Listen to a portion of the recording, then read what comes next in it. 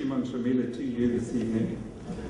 Shimon and his family arrived in mid-December 2009 in South Africa to take up his shlichut as director of the Israel Center. And for those of you, Shimon will tell you a little bit what the Israel Center is about when he talks. As I said, he is the director of the Israel Center and the head of the Jewish agency Mishlachat.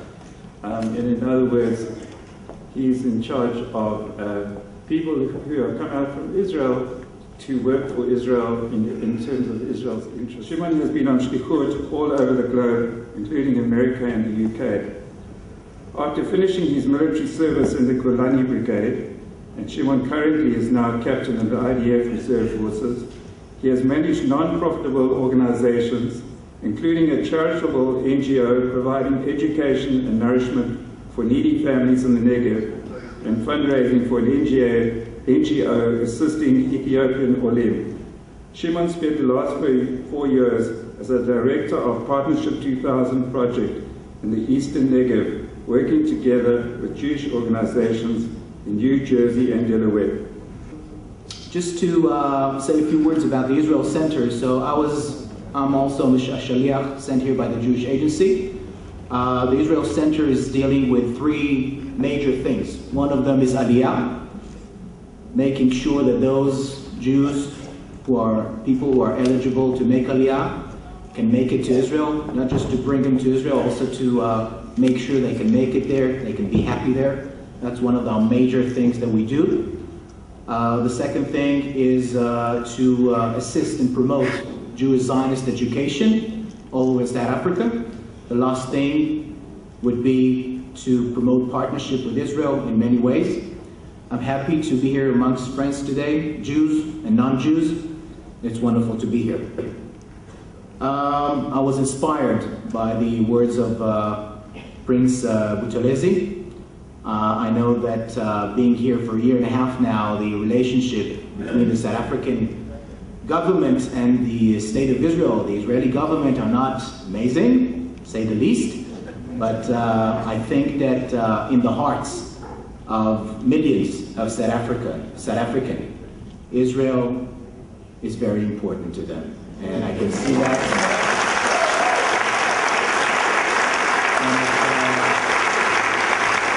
It warms the heart, and I can see it everywhere, and it is amazing. As soon as we get out of the politics, you can really see the love and affection for our state.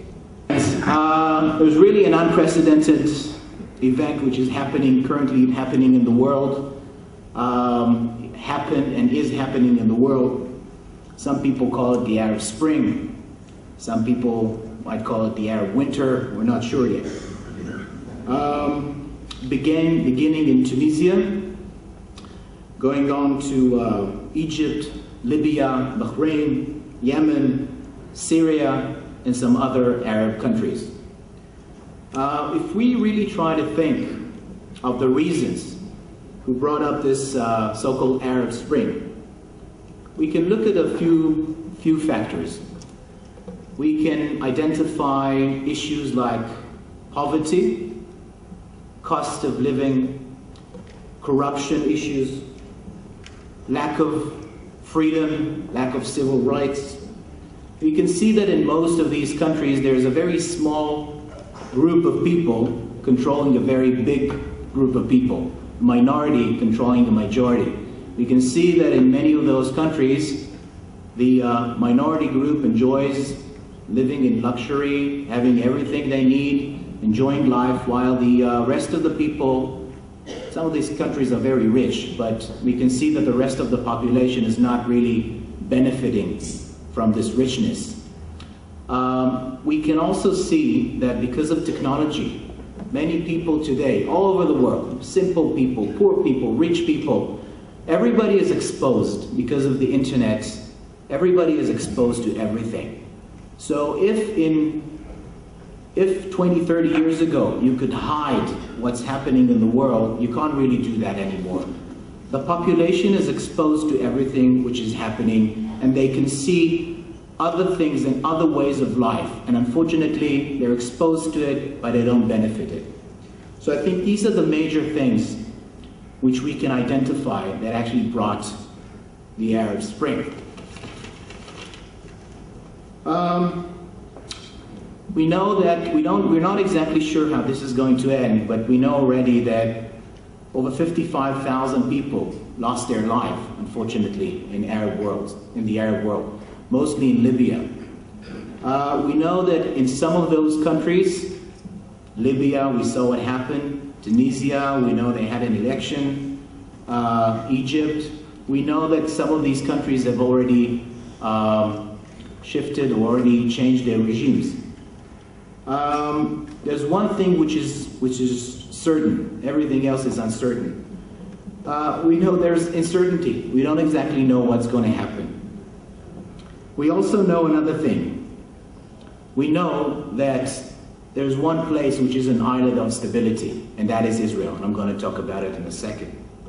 Why are we talking about an Arab Spring in a day which salutes Israel's achievements and Israel as a whole? Well, obviously, although some people don't want to recognize it, Israel's in the Middle East, and we're surrounded by Arab countries, and things which happen there influence us.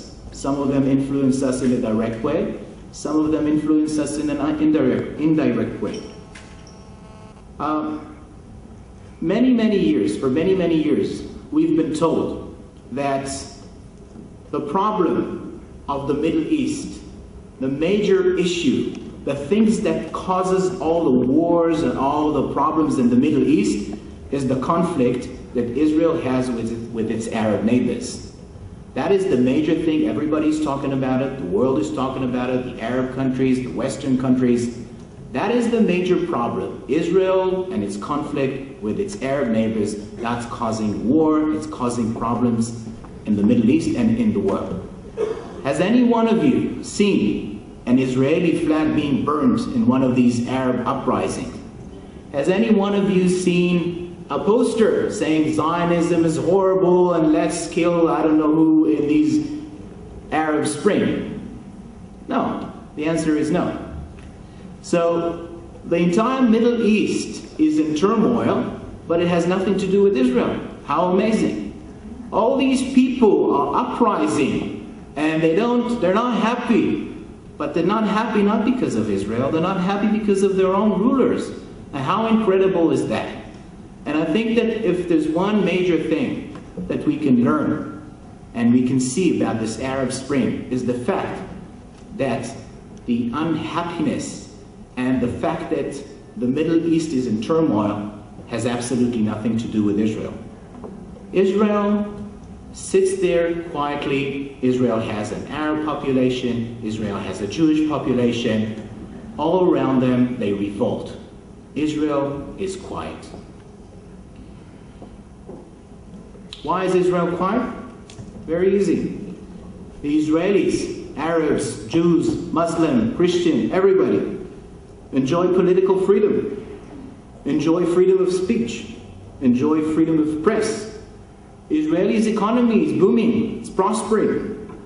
We have a free society and a free economy. Israel is a democracy. Everyone has a fair chance of making it. So I think that one thing we can learn, and we can now say it for sure, Israel is not the problem in the Middle East. As a matter of fact, it actually might be a solution. Because had those Arab countries shifted their regimes to become more as the Israelis, more democracy, more freedom, more free economy, maybe the situation would have been there. Israel is